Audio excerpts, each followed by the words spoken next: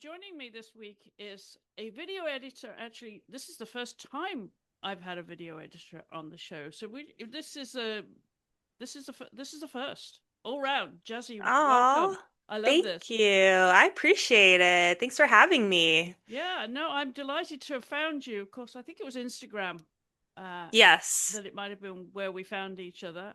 Yeah. But yeah, so if anybody is on Instagram, don't forget to check out Jazzy's Instagram account there and follow over there. So yeah, warm welcome to everybody. This is the Art Podcast and also the Call Time Podcast. So if you follow just film and television, then you'll know that we are also on Call Time. So there's two podcasts for you to follow: Art and Call Time. And our audience is growing. We've just hit a milestone on Instagram today, so I'm thrilled about that. Oh, Yes, congrats. yay! Yay. And it's all about building the audience to get to know these women, from like yourselves, from right across the spectrum of the arts, and Yeah. they I pre otherwise. I pre I just want to say I appreciate what you're doing for female creatives, artists, cinematographers, editors. Like this is wonderful. It's so rare that we get to share our voices. Yeah, So it's thank you for important. that. Well, you're more than welcome. And I know you're hiding in your studio, your editing suite there, and usually you're in complete darkness, but you've got good light on you, Yeah, Jesse. I actually swapped out cameras. My web camera is very dark, so I asked my coworker, I'm like, "Hey, can I get your like 4K quality?" But Okay, it is kind of dark, and then I also have like a dimmer back here, oh, which is there you kind of go, nice. there you Yeah, go. so I actually like more light for some reason when I'm editing Do because it you? just, so I'm not feeling so isolated. I do miss having windows though. It's like just completely wall to wall. Yeah. Yeah, that's the hard part, isn't it? When you don't see the sunlight all day. How many hours Yeah. can you Oh. stay in that editing mode, Jesse? Because that's I very think intense. I've done like 12 hours in one day, something crazy. If it's like a Wow. hectic schedule and they need a quick turnaround and I'm having to work all day, I think I've been here for like probably the most 12 hours. And then there's some, weeks where I've worked, I don't know, 14 days straight. Hmm. Just because again, it's a quick turnaround. The MLS Dochi spot that I had to work on was something like that, where it's like very like, hey, we need this before the Super Bowl. Are you free to work your weekends? And I was at the time. So, but yeah, it just depends on the project. But yeah, I've done that before. And this passion you have and dedication to it is something you've always had. Where did it start? What's the catalyst for this? Um, Honestly, I think my mom, she is a hard worker. She's in her mid 50s and she's working three jobs still. Bless her. Yeah, she's a police officer, a lieutenant for the St. Louis Police Department, and she has her regular job, and then she'll go and do secondary at either the Cardinals, St. Louis Cardinal games, doing Okay. security there, or the Fox Theater.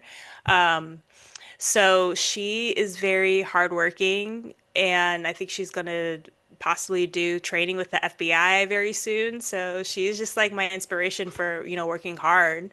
And even like growing up, she, I had both my parents in my life, but I lived with my mom. My parents weren't together.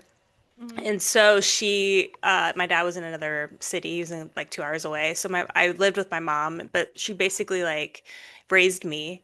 Hmm. And to be able to raise a child, work, she also was finishing her master's degree in college. I mean, she's just like incredible. Like her work ethic is just insane. So I think that's where I get that from. And I've always like inspired to be like her in that way. And you're the only child, so I'd imagine you're quite close. Oh yeah, absolutely. My mom's like my best friend. Oh, Yeah. that's awesome. That's Yeah, awesome. I love her so much. I mean, and we'll probably get into this, but like she paid off my college tuition, all my college loans. She did all that for me. She believed in me. Like, I'm a film major. It's very rare for, someone to like, support their kid who wants to be, go to school for the arts. They always like, oh, we want you to be a doctor or a lawyer or anything like that. But I'm like, Mom, no, I want to be a filmmaker.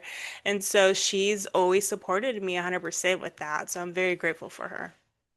What did you think she taught you the most growing up? Because clearly the hard work is the one thing, but she must have been everything to you if she was raising you as a sole parent. Yeah, um I think it's to do good for other people. Like she is so selfless. Um and I will say I'm not there yet. I could be very selfish, but I think she's a great example of that because even before she was a lieutenant and a sergeant, she was a police detective for child abuse. And so she did that for 7 years. And so she's basically a hero for many people out there in the world. And so seeing her like that hard work, I think she had like one of the most cases solved during her time there. But seeing her you know, put in the work for that, but also being very determined to help save children's lives and putting other people first, I think that is like probably the number one thing that she's taught me is just like be very selfless. Uh, was there ever a time that you wanted to follow her in her footsteps?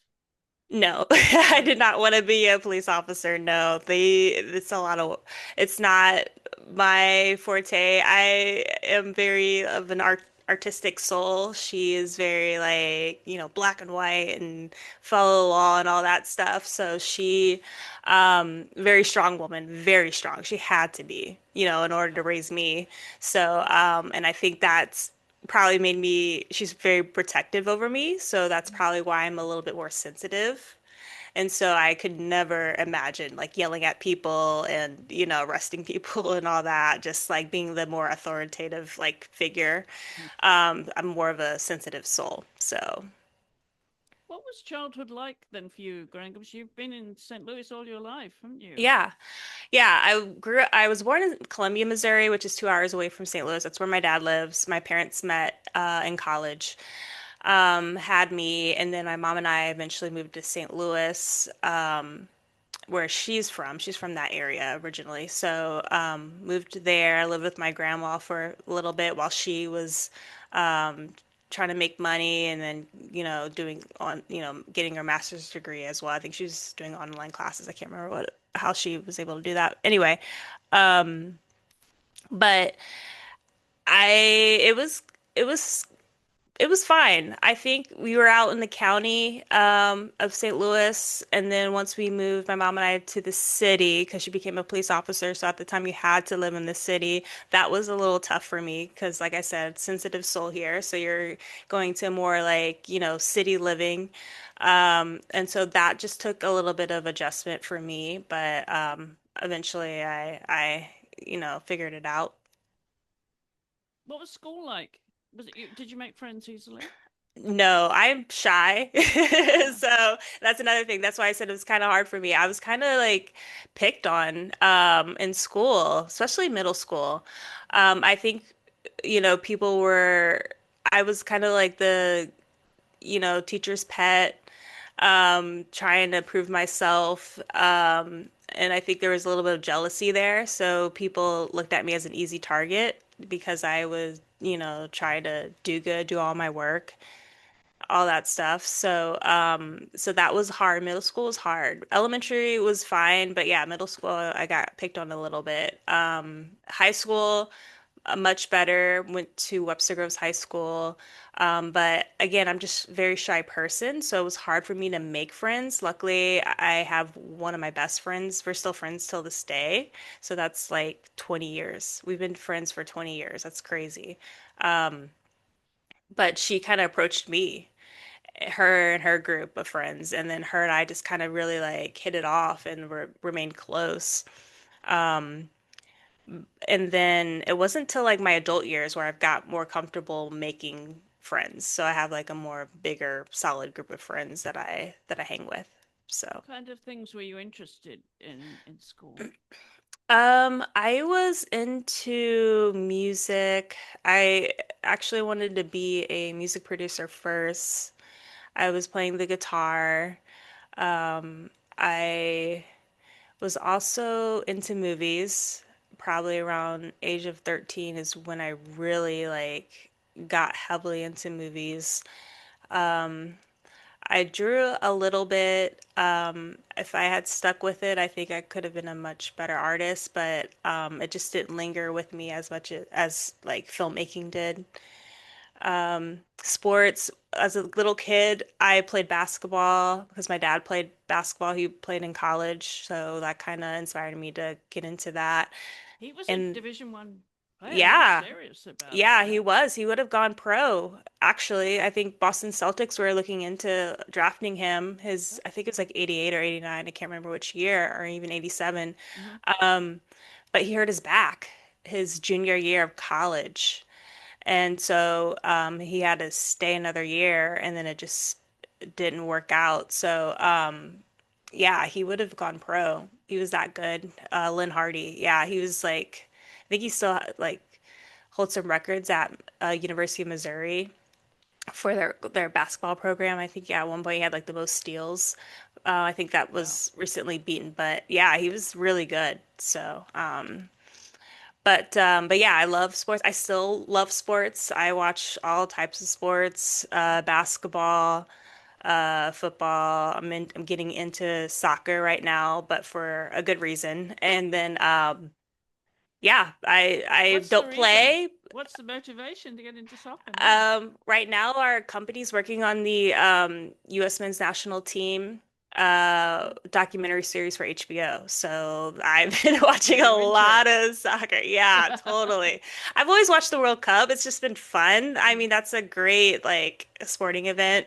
But now that I'm so connected with the US men's like team and their players, it's just like I'm rooting for all of them. They're so fun to watch. So I'm excited for that show to be out in May.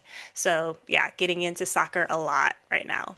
You probably can name all the players now by now if Yeah. you're looking at them all the time. Yes, yep, absolutely. I'm like, oh, that's Chris Richards. He just won Player of the Year for the U.S. Soccer. I'm like, good for him. So just yeah, it's pretty cool to root for them and seeing their success. And people have no clue like what they're about to get into with that show, man. It's just I'm excited for the players, just the exposure for them. They're just good group of people. So Yeah. yeah.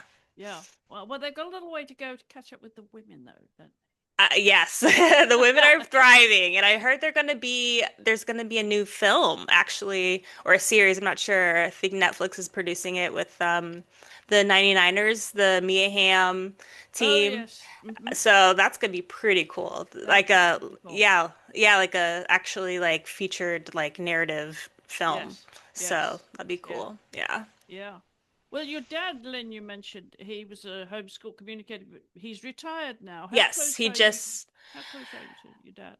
yeah, he just retired. We're close. Just saw him last weekend. He came up in town. We hung out. But I think he's trying to get used to being retired. I think he's enjoying it actually, but just he's on the go. He likes to be busy, Hmm. doing things. So, I think he's adjusting. So, but yeah, we're cool. We're pretty tight. We always talk about sports and, music, and I think both my parents really exposed me to a lot of movies. It was kind of cool growing up. He'd, show me like Jackie Chan, Jet Li movies, all that type of stuff we'd get into. I love animation.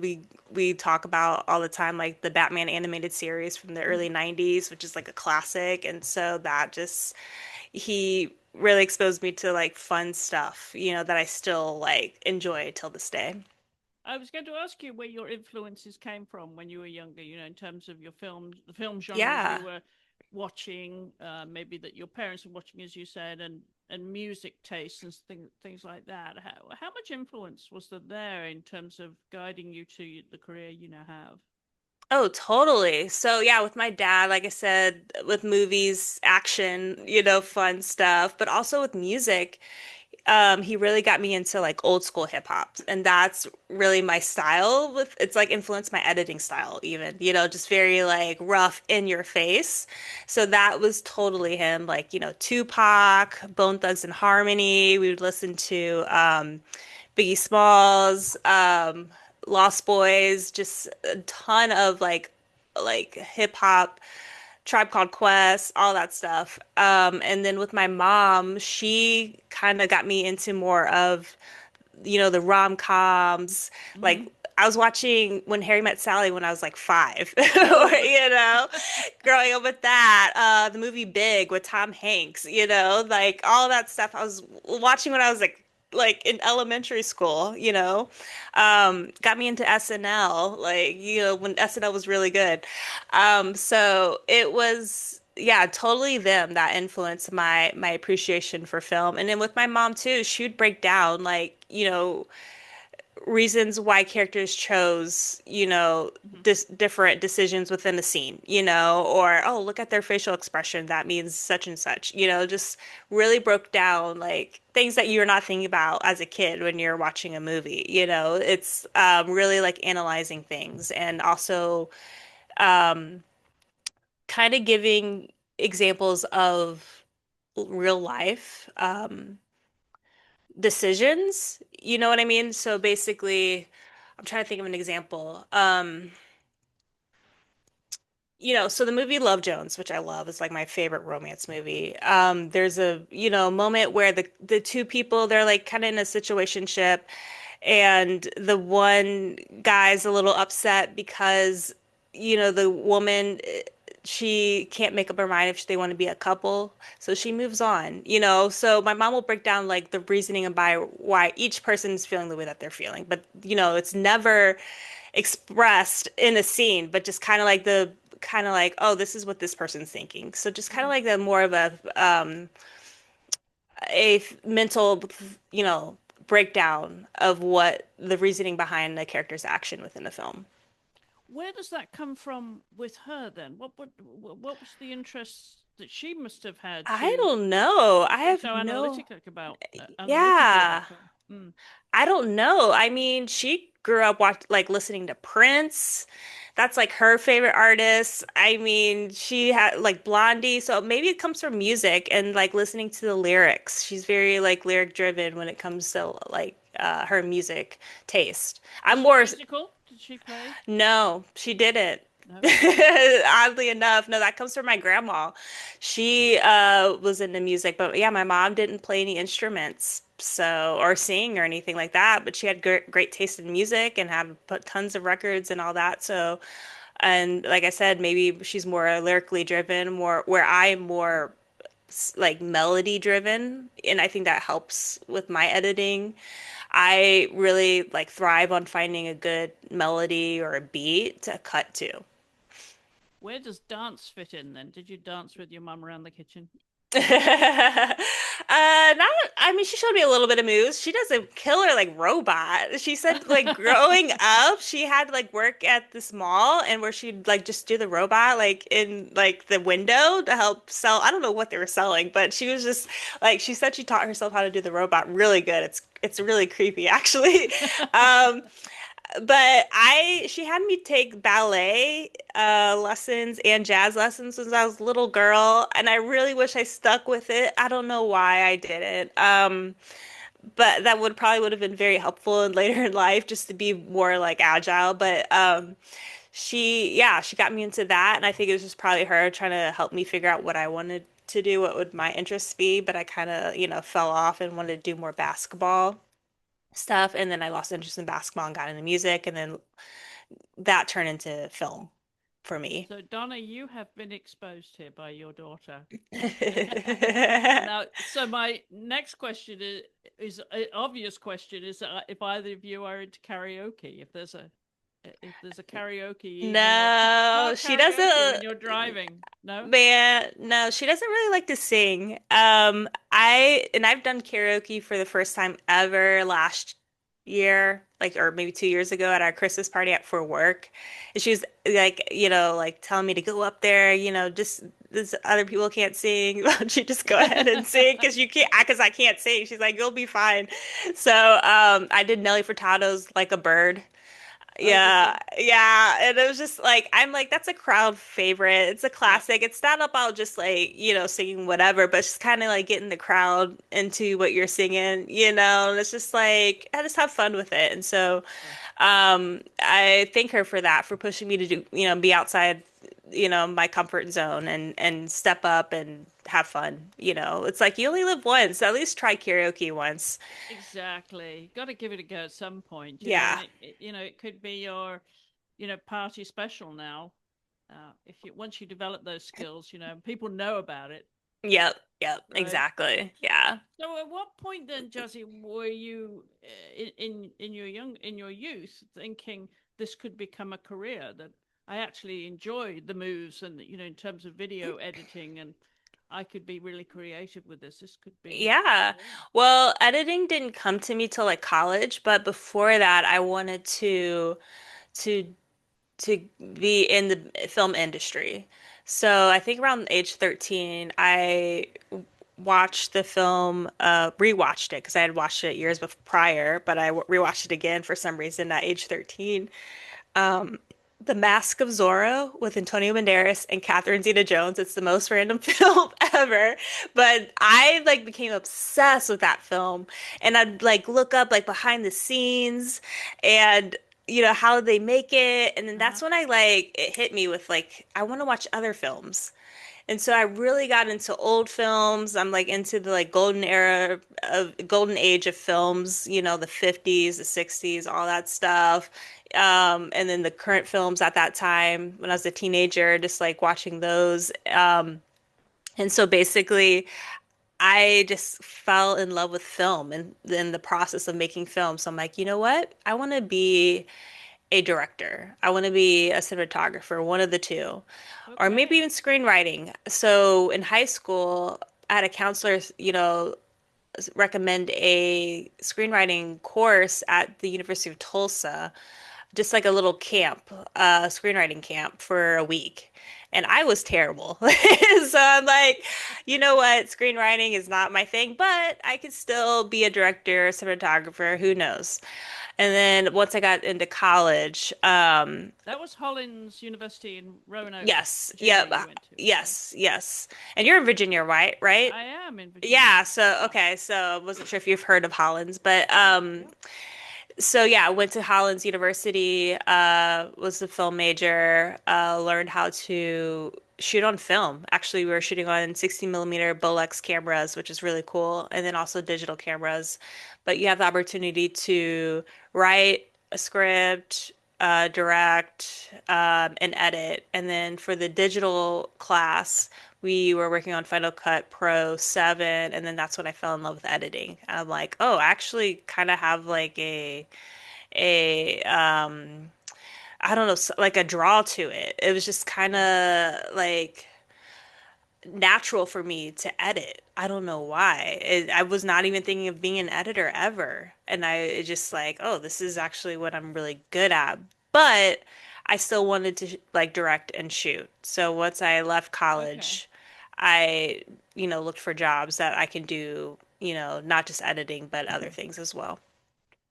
Do you still like to get behind the camera and produce your own things? Actually, not anymore. No, No.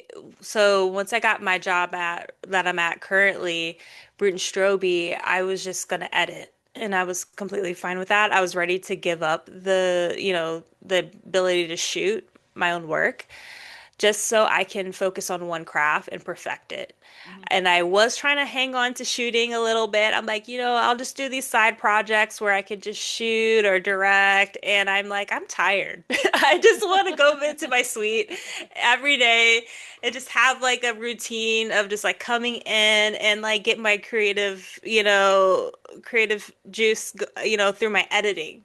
And was still feeling satisfaction from that, which was key because I was worried. I'm like, oh, when I get that feeling, that adrenaline rush, that adrenaline hit of like you accomplish something and I get that on set, will I miss that? It's like, no, I can still feel that way when I'm editing.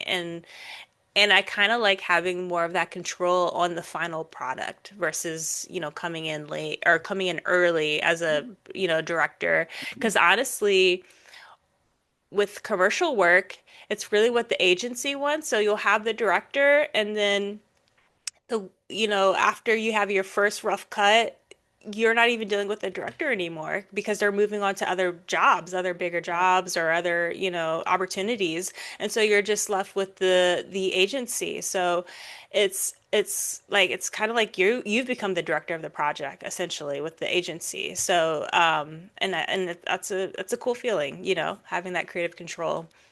That creative control, that autonomy, and that's kind of decision making. Where you've got your fingerprints all over it by now, and it's very much your product, uh, Yeah. and and that must be obviously. And I've been in that room, in the edit suites myself, and in that space, I know how that feels because you just it's in a way it's just as so satisfying as the front end, right? But it's the back end of it all. And then Yeah. at that point, then when you were in college, you felt that you really could make a career out of this. This is home for you in the edit suite. Oh yeah. So I was very fortunate. I was interning at a place called the Arbor Group during college. So college was in Virginia, but I would come home to St. Louis over the summer and intern with this production company here. And had a great relationship with one of the owners, Deeds Bonham. She's a female director here in St. Louis, and she's done, tons of commercial work, has done stuff for Anheuser-Busch, all that stuff. Yes, you are And in the home of the Clydesdales then yes, there. yep, exactly, yeah. And so we were like very close, and she hired me to work as a shooter and editor for Arbor Group. Her and her partner, Michael Steen, is also a director, so they both hired me, and luckily I was still able to shoot and edit, and I kind of just like learned on the fly too. But yeah, it's then I'm like, I could still shoot and edit, but I know eventually I will just have to edit because I know that's what I'm naturally good at.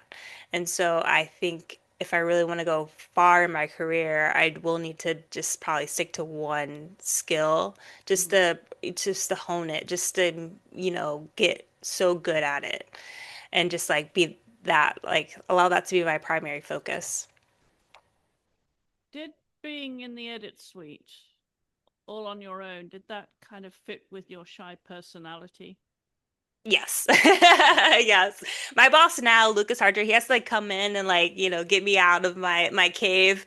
He's like, you need to go and, talk to people, be more sociable. Hmm. But I do get a lot of clients that come in. So that's great. Hmm. So it's like a nice little balance where I can just sometimes hide, be in my creative zone and just like focus in on making the best commercial documentary, whatever, as much, make it as good as possible. And then when it's time to have clients in, be able to collaborate with them because that's what we're all about is collaborating. So I've gotten adjusted to having my time to myself, and that helps me recharge in order to be better when someone comes in and able to communicate with them easily. You mentioned Anheuser-Busch, of course, and the Clydesdales there Hmm. in St. Louis. Have you ever had a chance to film or work with them at all? No, I haven't. I actually haven't done any Budweiser stuff, oddly enough. No, actually, huh? Maybe I need to add that to my bucket list. That'd be kind of Yeah, cool. there you go. Yeah, get up on the carriage there with when they drive that team up onto Yeah, town. It's a yeah, tremendous feeling. yeah, Yeah, totally. Yeah. exciting footage that is. Yeah, I Yeah. would love to do stuff for St. Louis Cardinals too. I haven't Okay. done that yet. I think that would be exciting as well. So who knows? You never know You never where life know. could So, take what's you. your favorite genre then to work on? Documentary. I love working on documentary. Yeah. I enjoy them all. Commercial work. I wish I could do a ton more music videos. Like that would be awesome. But yeah, documentary is where my heart is.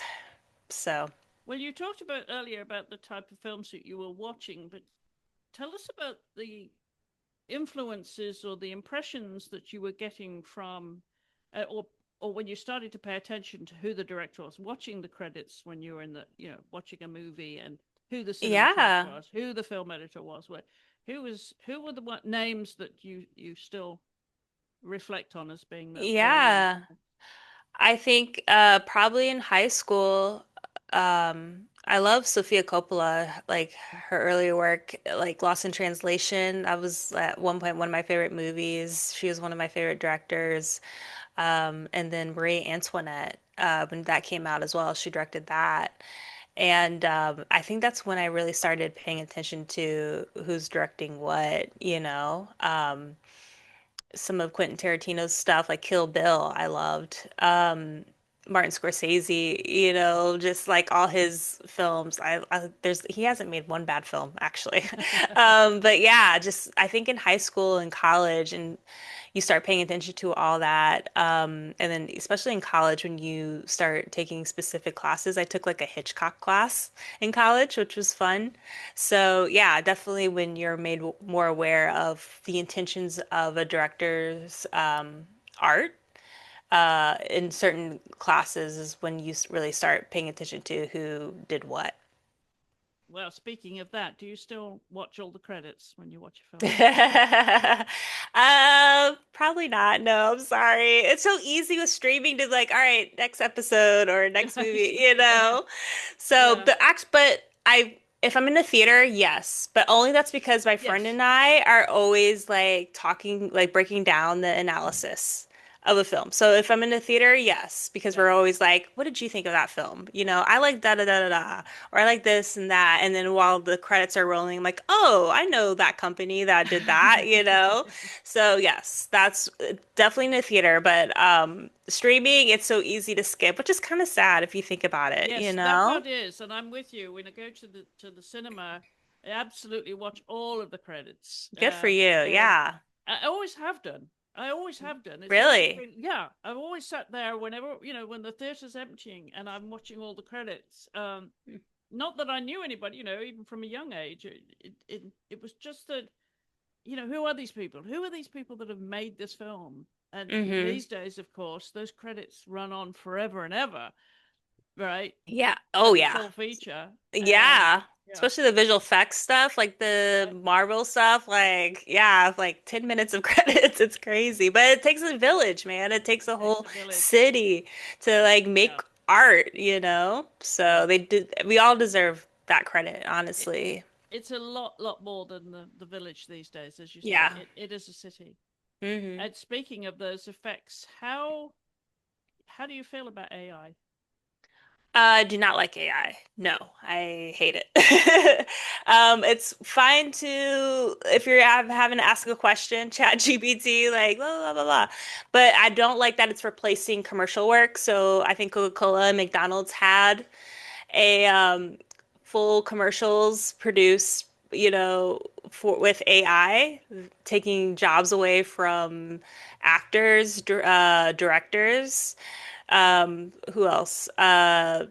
Crew. All your whole set crew don't have jobs because you're using AI. Yeah. So no, I was very disappointed to hear that. And I'm praying that we don't go in that direction where we're just doing AI consistently.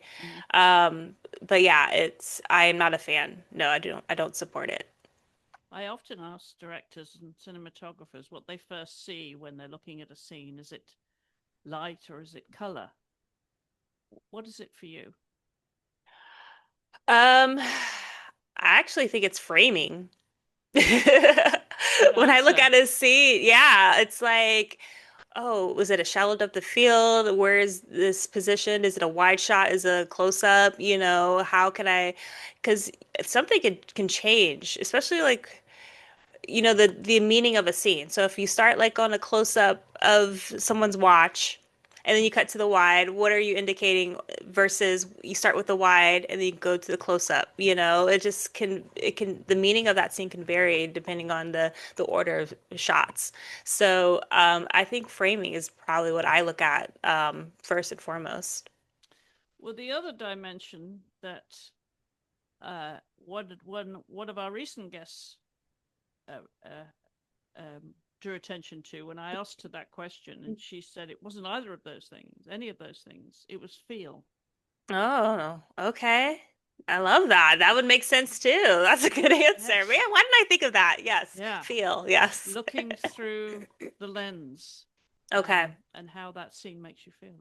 Yeah, Yeah. totally. But I will add all those elements though that you listed contribute to that feeling. Quite. So there's not one without the other, No. honestly. No.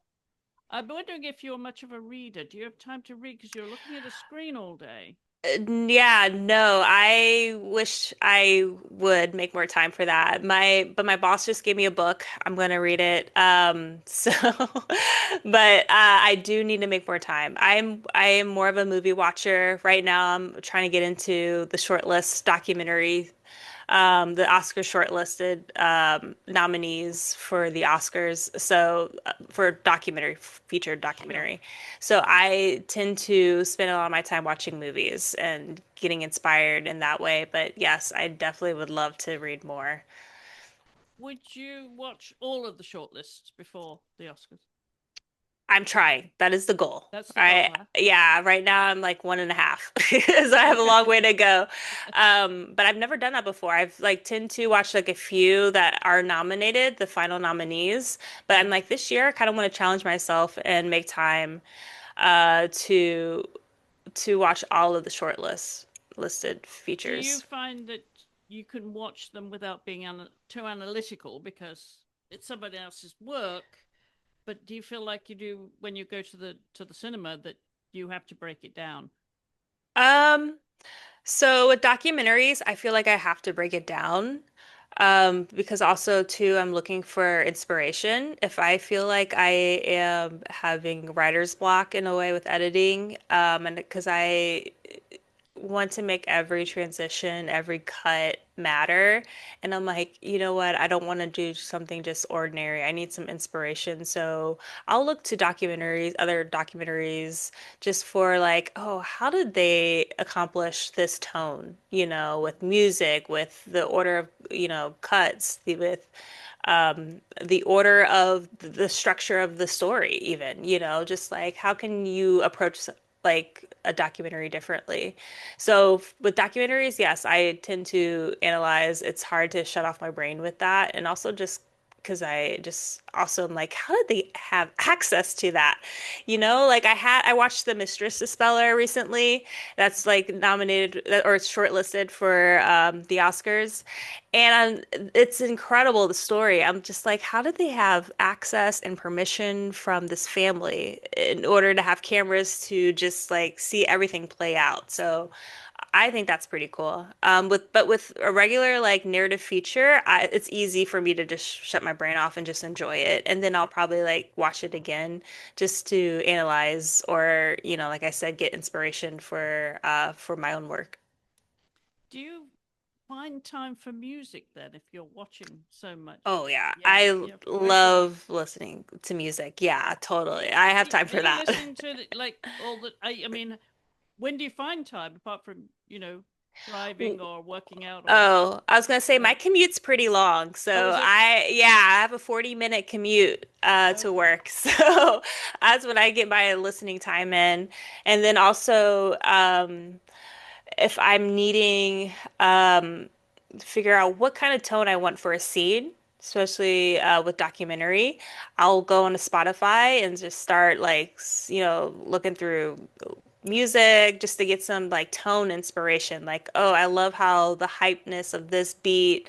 Let's see if I can, find something similar to it on a music library or, just kind of get some inspiration from music. Like music totally like helps inspire me totally for like whatever I'm editing. It's probably one of my like my main inspirations, honestly. So And it's really especially important then to the process. yes, absolutely. Because here at Outpost, we're very sound driven. So the sound, the audio, the sound design, the music is just as important as the visuals, you know? And sometimes my boss is like, "Hey, I'll cut with sound first before I even like if before you even see any visuals on the screen." So that's why like it's just so important to us here.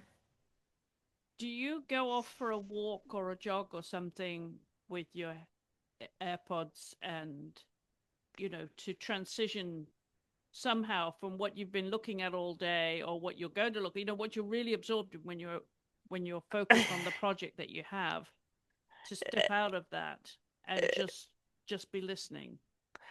I have to say I'm very unique. I don't. I like Okay. to be in it, you know. I will just be like in my little cave. And that's probably why I have a lot of anxiety. But I yeah, I just like I just stay in my zone, you know. After work, I'll probably go work out or go on the treadmill or whatever, but I definitely like linger in my suite and I'll ponder things there. Yeah. Or like I said, I'll go and, go to music here and just kind of like look for inspiration there. But yeah, I should probably get out more. I'm sorry. I'm very driven, with what I do. And so I love being in my suite. My suite is like very decorated to my taste. I have like a whole montage of like photos that I could see for inspiration. So yeah, it's what I love to do. What about pop culture otherwise, though? How absorbed do you feel you have to be, and how much do you enjoy of absorbing, all genres? I mean, not just the lane you're in today. Yeah, I am a pop culture fanatic. Are you? Yeah. And that's probably, like growing up as a teenager, I was like into People magazine, Vanity Fair. Like I said, I was into the golden, age of movies. I know so much about Natalie Wood, Marilyn Monroe. Like, I was like so into that as a kid. And then like now I still stay with it just so I can be in the know and know what's hip. And so that totally inspires me again with music. So I try Yeah. to like keep up with what's trending right now in order to make sure what I'm using in my cuts is accurate to the time now. So yeah, totally, it's very important. I know way too many celebrity like rumors and gossip and all that. I know way too much. Like I'm like, but sometimes it comes in like in full circle moment, might help you like further down the line, on a project. So yeah. Yeah, and I would imagine it's important in many ways because your work is all contemporary, right? Just not, Hmm. it's not that you're going outside of that box at all. You need to be very current, I Yeah, would imagine. and even with editing trends too, you have to Right. know what's, trending now. I can't Yeah. really get away with crossfades anymore. You don't see too much of that. So, yeah, it's very important to know what people are liking right now with in regards to editing. And the other thing, as an observer, we notice is the pace of editing Yes. Yes, very important. and how that has changed Yeah. dramatically over the years, certainly my lifetime. But today, it's like if you blink, you're going to miss it. Yes. Absolutely. And Yeah. I'm actually all for that. I like more of the fast-paced cutting. That is my jam. I Yeah. love it, just kind of like I said, like in your face type of thing. I won't do it for everything. I know a time and a place. I know certain things call for, a slower pace, and I've tried to like master that as well. I'm trying to pick a time and place, like I said. Um, but yeah, and I kind of miss that with movies though. Like I said, growing up, when Harry Met Sally, I rewatched that, I think over the holiday break, and it's just like the pacing of that scene where you just kind of sit with the two characters and you're just like listening into this conversation. and like nowadays it's just like go, go, go, go, go with your scenes, between two people. You don't really just sit with them and contemplate what do they actually mean, what are they not saying. So Yes. I do miss that with feature films. But with like commercial work and all that, it's fun to kind of see something different, especially with the pacing of editing. It's cool to experiment. It's cool to, um, mess with the pace within a commercial. You can do rapid cuts and then cut to something very slow. And so that kind of gives you more intention with your rapid cutting, So it's fun to mix it up, honestly. So, even though I'm more rapid cutting type of person, but I think it's just as important to do the more slower pacing when it calls for it. We mentioned obviously the importance of staying current and pop culture, but where does politics fit in? How wide a lens do you have in the political world? Um, with politics, Um, I think it really just affects the business aspect of what we do. Not so much about with what we're cutting, but definitely you could tell when brands are afraid to spend money based on what's going on politically. And that's definitely, true for every company that I worked for. I worked for universities in Florida, and it's just like, oh, we have to wait and see, who gets elected, and see how we want to spend money. And even within like politics within a university, when you have a change of presidents and within the university's president Mm-hmm. and how, which route they want to go because, the previous president was more, about like, hey, let's market our culture. And then the second president's like, no, let's do more, research-based videos. So yeah, totally affects the business, but also, I guess, within certain companies, what story you want to tell, basically. Yeah. What does religion mean to you, Jesse? Very important, extremely important. Like, I'm a spiritual person. Uh, honestly, some days I'm like, I don't know how I'm doing this. I don't know how I'm cutting, but I'm just kind of like tapping into God's energy. And he's just like, kind of like, just showing me what to do.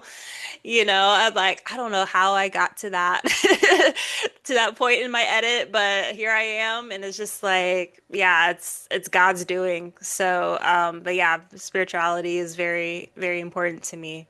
So, yes. Do you practice rather mainstream Uh, religion?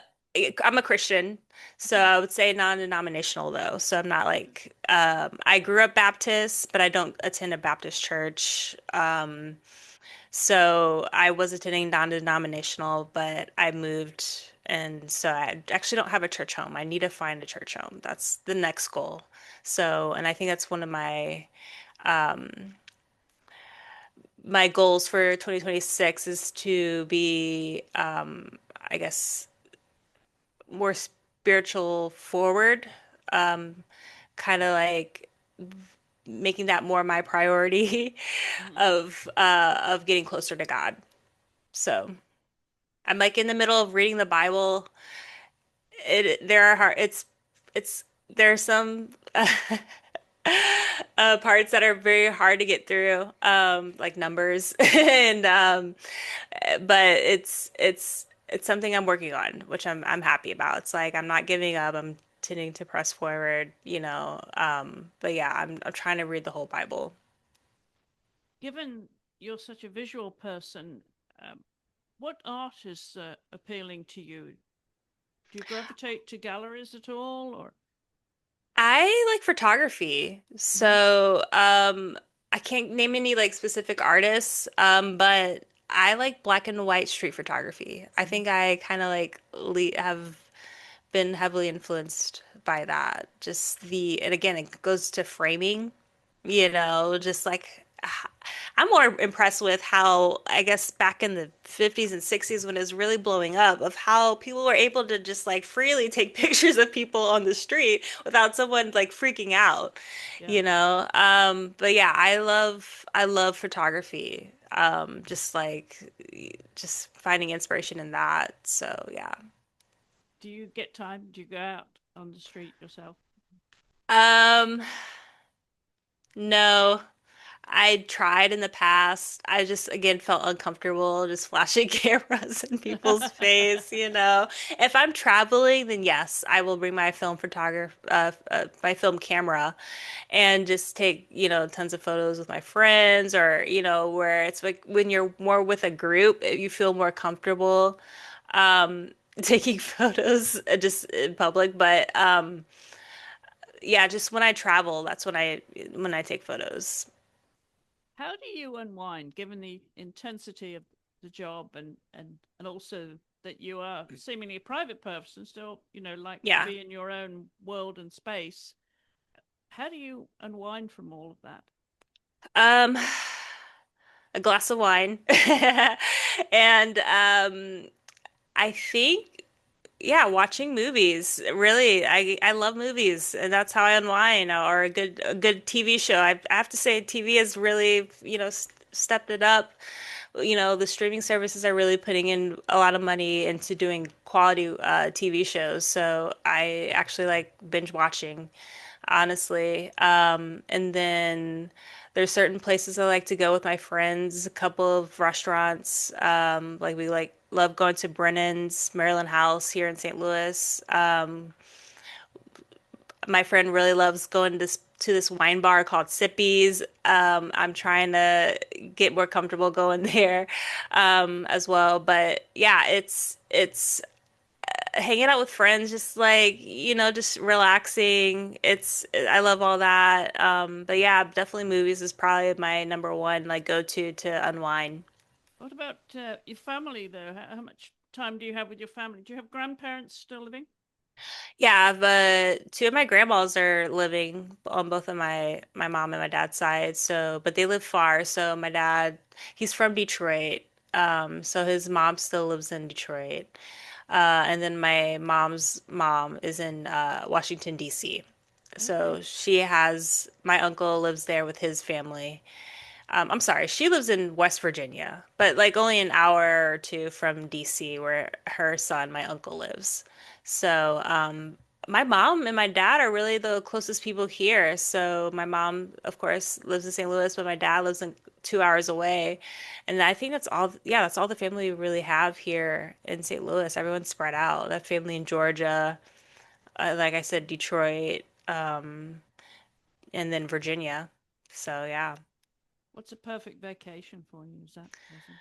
Uh, trying to think. I went to Italy once I graduated college. That was fun. That was pretty perfect. Except I lost my luggage. But Uh-oh. other than that, it was great. My friend, she was like studying sculpture in Italy at the time, so she knew like a little bit of Italian. And then we went to this island, Isola del Giglio, which is like I think where all the Italians love to go vacation, so it wasn't tourist heavy. And we stayed there like in this little like Airbnb, like this little villa, like guest house villa. It was just amazing. We were cooking. You know, it was just eating gelato every day. That was perfect. Yeah. And my mom's learning Italian right now, and she really wants to go to Italy, so I'm hoping to go back again with her. Well, there's inspiration for food, and I was going to ask you about cooking if you enjoy cooking. I enjoy cooking. I just wish I Yeah. was better at it. If I had more time, you know, that's going to be my hobby. My mom got me cooking classes for Christmas, so I am gonna like go heavy on that. I enjoy it because it's just something where I can turn my brain off. I guess it is another way of, yeah, decompressing, but where you could just use your hands. You don't have to think. You could Yeah. just follow directions, you know. I don't have to think creatively in regards to like with editing. I'm like, all right, I have to think, you know, 10 steps ahead with cooking. It's like, all right, step one, let's do this. All right, I did it. Step two, let's go and do that. It's just kind of like very more straightforward. Not to say, there's chefs out there, of course, creatively can kill it, go after it. But Right. with me, with cooking, it's a little bit different where it's more simple, the way that I go about it. So I enjoy cooking, and yeah, I definitely want to do a lot more with it and taking classes and all that. So, but it doesn't really like feed me with my editing, but it definitely helps me relax. Well, it leads me to my final question, and that is your dinner party. Oh, If you get yes. to invite 6 people, living or dead, Okay. who All are they right. going to be? Let's see. Jesus. Because talked about Okay. spirituality. Marilyn Monroe, because I just think her life is fascinating, and I would love to just like want to know her insight of Hollywood, Mhm. how toxic it was back then. Right. Tupac. I love Tupac.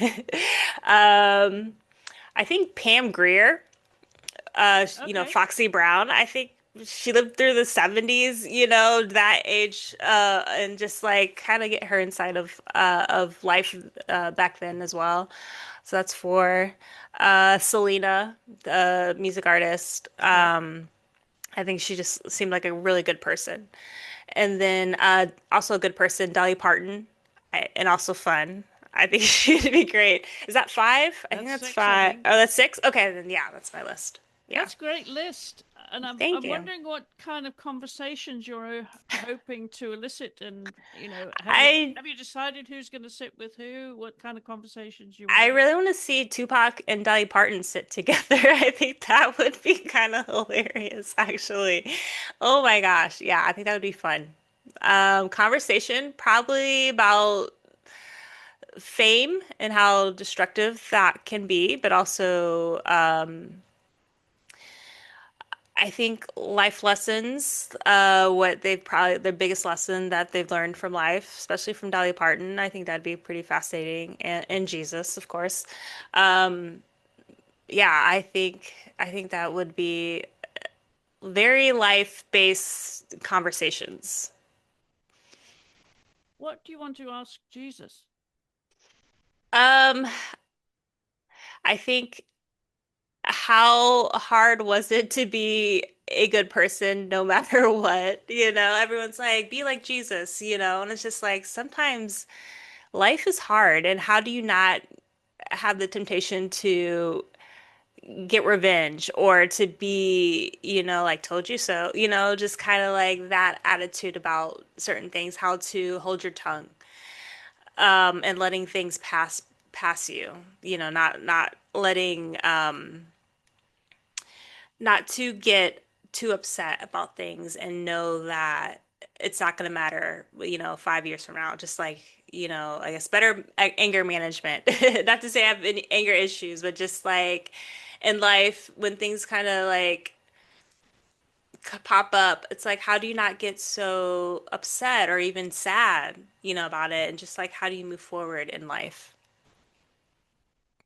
Goals. We're into 2026 now, new year. What are your goals going forward, Jazzy? My goals are to keep doing what we're doing here at Outpost. We have great things ahead. I'm so excited for the HBO documentary series featuring the U.S. soccer team. I'm also excited about just what our whole department's doing. Other projects that I'm not even involved in are going to be blowing up this year. I'm not sure I can speak about them yet, but great things ahead coming very soon.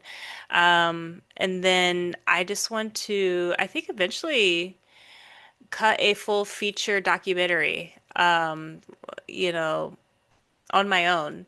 So I think that's the goal. I don't know when that's gonna happen. And I think it'd also be cool to like direct a documentary too.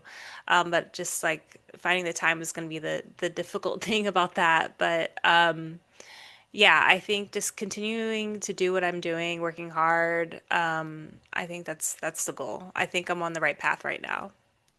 Plus spirituality. you Yes, mentioned, yes, that too. Yes. and a trip to Italy maybe with your mum. Yes, yes, and Spain. Oh, My Spain. Okay. dream place is Spain. Hers is Italy, but I've already been there, but I'll go again, totally. But yeah, yeah, absolutely. Sounds like a fun year ahead. Yeah, thank you. Yeah. Yeah, I'm looking forward to it. Well, let's let everybody know how they can find you on social media, Jazzy. Yeah. So I'm on Instagram at Jazzy Kettenecker, JazzyKettenecker. And then I have a website, jazzyeditor.com. Let me double check. I'm so sorry. I also have a LinkedIn, but I don't really use it. Yeah, jazzyeditor.com is my website. And then I'm also on the Bruton Strobe Outposts website as well. Okay. So yeah, Well, we'll you put could. all of that in the show notes. And of course, we're on Instagram at the Art Podcast. And you can always reach us here by email or by dropping a comment on our Instagram. Our email is the Art Podcast. Don't forget two A's too. The Art Podcast. And I'll be back in 2 weeks' time with another episode, both on YouTube. You'll get the full video now, and also on any podcast app. So my thanks again to my guest this week, Jazzy Kettenecker, and to you for listening. And the very best of luck, Jazzy, with everything that you're doing this year. And we will be following you on Instagram. Oh, thank you, Chris. I appreciate it. I really do. Thank you again for doing this. This is amazing, and just like the way that you're giving out to, our community. I mean, it's just like it's well appreciated. Thank you so much. It's absolutely my pleasure. Well, thank you all for listening, and I'll be back in 2 weeks' time.